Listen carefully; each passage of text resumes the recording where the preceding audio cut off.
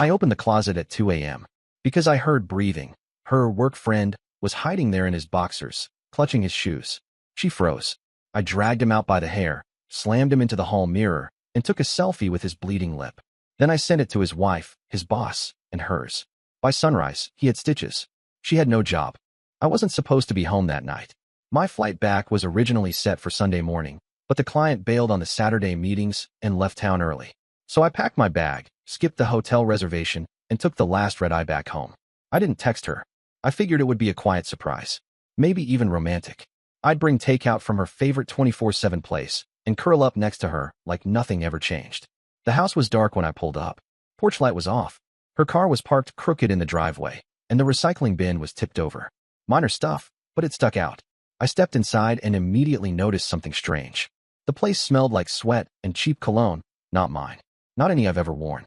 The lights were dimmed in the hallway, and the door to our bedroom was half closed. I assumed she was asleep, but something made me stop before pushing it open. There was a sound coming from inside. Not snoring.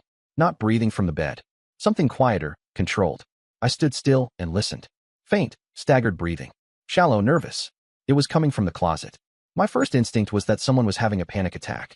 I reached for the light switch and flicked it on, then threw the closet door open. And there he was, half naked, clutching a pair of loafers in one hand and his phone in the other. No shirt, just boxer briefs. He froze when our eyes met, like a rat cornered in daylight. I didn't ask questions. I grabbed him by the arm, yanked him out of the closet, and slammed him face first into the hallway mirror across from the bed. Glass cracked. His lips split open. I stepped back and looked down at him. He started to mumble something, probably his name or an apology. I cut him off by grabbing his phone out of his hand. Locked, but I saw enough on the cracked screen. Missed messages. One from her. Another from someone named M, wife. I dropped the phone, pulled my own from my pocket, and snapped a photo of him right there, bleeding, slouched, half naked on the floor. Then I reached into his discarded pants and pulled out his wallet. Business cards. Corporate ID. A driver's license. I had everything I needed. Only then did I hear her voice behind me. Shaky. She had just come out from the bathroom, wrapped in a towel, hair still wet. She froze like she'd just walked into a murder scene. Her mouth opened, but nothing came out. She looked at him, then at me, and back again. I ignored her completely. I walked over to the dresser, opened our shared drawer, and took out a small folder where we kept emergency documents, passports, a flash drive, a spare checkbook. I stuffed it into my bag. Then I walked into the living room, connected to the Wi-Fi, and did what had to be done. I sent the selfie photo to 3 addresses. His wife's contact, under M, in his phone. His company's general HR inbox. Her boss, whose email she had forwarded to me a week ago for helping with a resume draft. No message, just the image. While I waited for them to go through, I could hear her pacing the bedroom, making soft crying noises, trying to speak, but never forming words. The guy had finally pulled on his pants and was sitting against the wall like a stray animal. His nose was running. He kept wiping his mouth on the back of his hand. I glanced at the closet one last time before leaving. His shoes were still there, neatly lined up under my row of dress shirts. They had clearly planned for more than just a quick visit. I turned off the lights, grabbed my keys, and left the door wide open behind me. Once I got to my car, I sat there with the engine running. It was 2:47 a.m. The dashboard glowed. I opened our shared calendar app and deleted myself from every future event. Dinner with her parents. A friend's wedding in July. The notary appointment for our co-lease renewal. Gone. All of it. Then I drove to a late-night diner and ordered pancakes I had no intention of eating. Just sat there, letting the cold from the door drafts keep me awake. Checked my email again. 3 delivered confirmations. No replies. Not yet. But that didn't matter. The fuse had been lit. The next hour blurred. I stayed at the diner longer than I planned. The place was nearly empty, just me and a college kid typing away on a laptop. I sat in the booth by the window, nursing a burnt cup of coffee I hadn't touched. My phone stayed on the table, silent, until it wasn't. It started with a single vibration. Her name lit up the screen. I didn't answer. Then another call. Then a text. Please call me. Please. I need to explain. It's not what it looks like.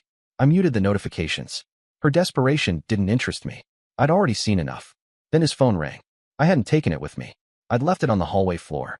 But I knew the sound when I heard it. Her ringtone, custom. Some pop song she hated, but set just for him. I remembered her complaining about it once. I thought it was weird at the time. Now it was just confirmation. The waitress brought the check. I paid in cash and left. Outside, the street was dead. The air was thick, humid, like it was about to storm. I wasn't ready to go home, but I had nowhere else to be. So I drove in circles. No destination. Just turning corners, passing empty gas stations and dark storefronts. That's when my phone rang again. But this time, it wasn't her. It was a number I didn't recognize. I let it go to voicemail, then immediately checked it. A man's voice. Low. Controlled. He introduced himself. Said he was the director of strategy at the company where the half-naked guy worked. He said he received the image I sent, asked me to call him back immediately, and thanked me for bringing something to his attention that HR should have dealt with a long time ago. I didn't expect that. I thought maybe I'd get silence. Or threats. Instead, I got professionalism and quiet rage hiding underneath his voice. It was like he'd been waiting for an excuse to clean house. I called back. He answered on the first ring, asked me calmly what happened. I gave him a short, precise version of the truth. That I'd come home early.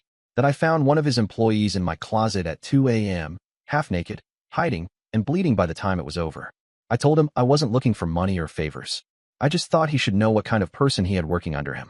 He asked for names. I gave them. Then he said something that stuck with me. He's been protected too long. You're not the first husband.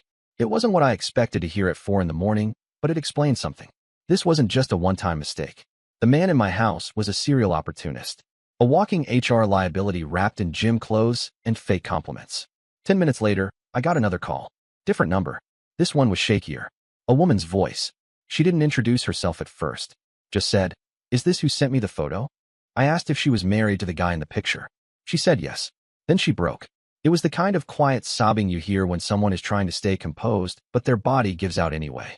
She said she'd had suspicions for months. He was always working late, started using a second phone, stopped letting her do the laundry. She'd checked everything she could, phone records, emails, but never had proof. Until now. She thanked me, not just for the photo, but for confirming she wasn't crazy. I offered to forward anything else she needed. She asked for a timestamp. I sent it. Then, in a calm voice like someone reading a recipe, she said she was going to change the locks before he got home. Back at the house, I pulled up to the curb and parked across the street. The lights inside were on. The bedroom curtains were open now. I could see her walking back and forth, talking into her phone. She looked like she was spiraling. I stayed in the car. A few minutes passed, and she came out onto the front porch, barefoot, still wearing the towel. She looked around, trying to spot me. Then she sat on the steps and put her face in her hands. That's when the third phone rang. Mine again. Different number.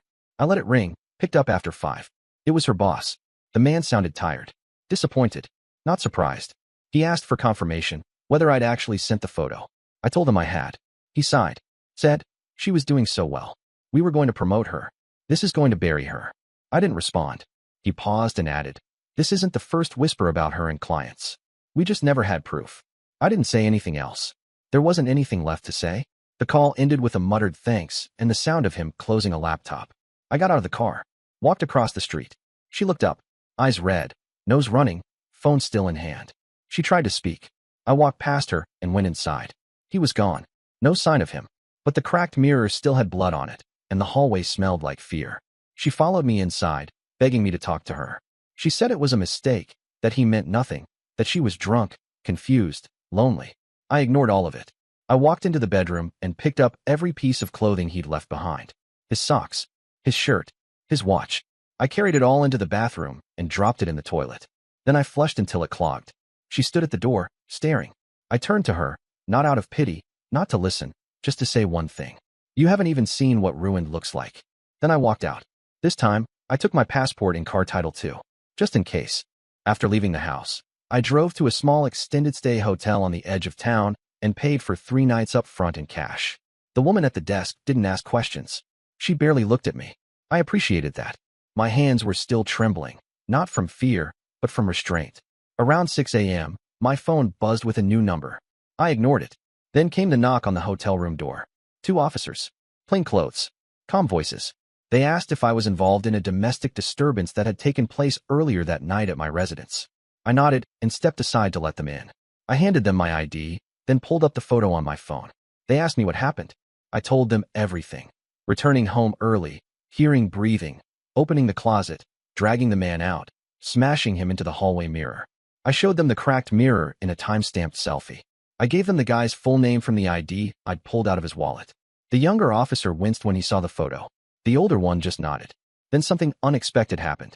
The older officer asked for the name again, then repeated it out loud to himself. like it rang a bell. He asked me to confirm the guy's workplace. When I told him, he looked over at his partner and said, "That's the same guy from the 2022 workplace incident, right?" His partner blinked, then pulled out a small notepad. Apparently, the man I dragged out of my closet wasn't just an office creep. He'd had a formal complaint filed against him by another employee 2 years ago, one that quietly disappeared after legal settled things internally. No charges filed, no public record. But officers in that area, they remembered. They asked me if I had any intention of continuing to pursue him. I said no. I'd already done my part. The evidence was distributed. The wife had it. The company had it. His name, his face, and his bloodied lip had been shared across all the places that mattered. I wasn't interested in pressing charges. I just wanted distance and truth on record. They asked if I wanted to file a report myself. I said yes, but only to protect myself from anything being twisted. The last thing I needed was them claiming I'd attacked him unprovoked. The officers agreed. I filed the incident. They wrote it down, took photos of the screenshot evidence, and asked if I still had the guy's wallet or phone. I didn't. I left both behind.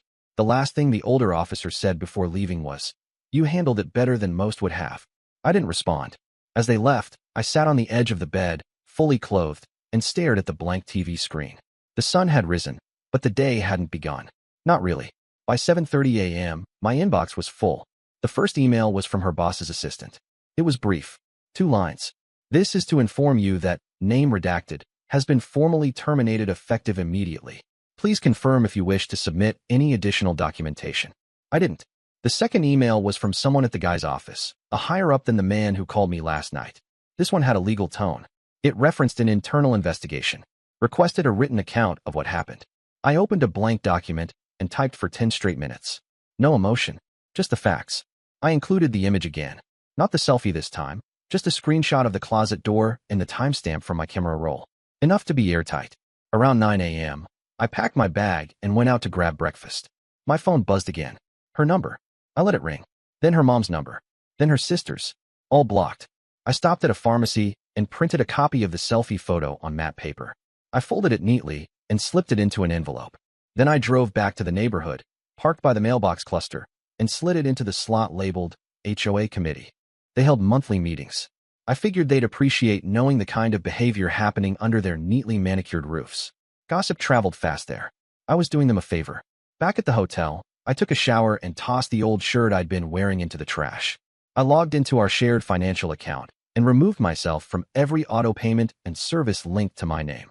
Electricity, Wi-Fi, gas, subscriptions. All her responsibility now. She started calling from a blocked number. I didn't answer. Then she tried using friends' phones. Eventually, she showed up. I heard her voice at the front desk before I even saw her face. The same receptionist from earlier buzzed my room and warned me that a woman is downstairs crying and trying to reach you. I told her not to send her up. Then I heard raised voices. She was insisting she just wanted to talk, that she needed to explain, that I owed her a chance to fix this. I called the front desk again and told them to contact hotel security. They escorted her out while she screamed that she still loved me, that this wasn't fair, that he didn't mean anything. It didn't matter. She had already been processed by the world she thought wouldn't notice. Her company blacklisted her. Her former coworkers removed her from LinkedIn endorsements within an hour of the email blast. She went from up and comer to ghosted. The man she slept with? His name was added to the review list for company-wide compliance checks. His photos circulated in internal threads. Someone even added his name to a do not mentor list. I wasn't the one who burned their lives down. I just struck the match. They spilled the gasoline. And by now, the fire was already spreading. The morning after the hotel incident, I woke up to 4 missed calls, a dozen unread messages, and 1 email that stood out. It was from his wife. She kept it short, maybe 10 sentences total, but every line was surgical. She thanked me again for the photo. She said she had already confronted him when he limped through the front door at 5 a.m. reeking of blood, booze, and sweat. She didn't give him a chance to speak.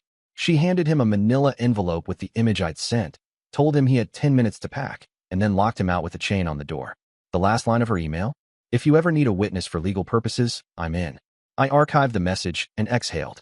It felt like the closest thing to peace I'd touched in 48 hours. At 9:15 a.m., I called the leasing office of our apartment building and explained the situation. They knew who I was immediately. Apparently, word had already traveled from the HOA. The printed photo had made the rounds. The clerk on the phone didn't ask questions. She just asked if I wanted to formally remove myself from the lease and utilities.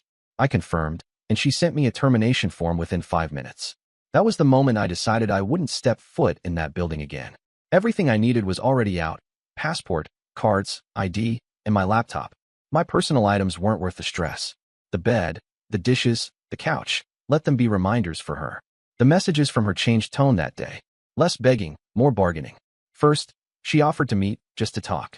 Then she said she would tell everyone it was just a misunderstanding if I came home. Later that evening, she sent a message with nothing but a photo of her engagement ring on the kitchen counter, next to a post-it that said, "I'm sorry." She didn't get it. Not even close. I didn't need an apology. I needed her out of my life without residue.